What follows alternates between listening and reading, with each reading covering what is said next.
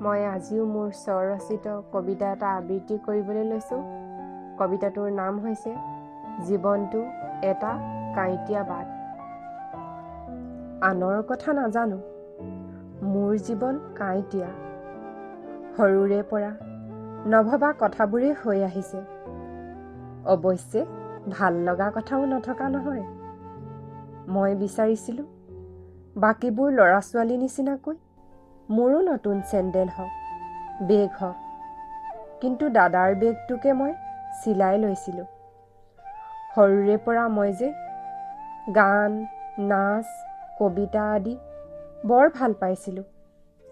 লগৰ লগৰীয়াৰ সৈতে মাছ মাৰিছিলোঁ, খেল খেলিছিলোঁ। লাহে লাহে ডাঙৰ হ'লোঁ।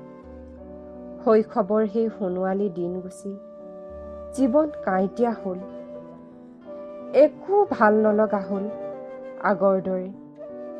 এতিয়া ভাবোঁ সৰু হৈ থকা হ'লেই ভাল আছিল।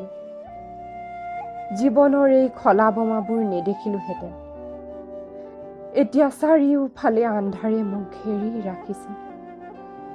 পোহৰৰ ৰাস্তা বিচাৰি নোপোৱা হ'লোঁ।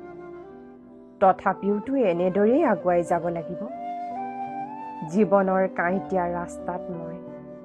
ধন্যবাদ।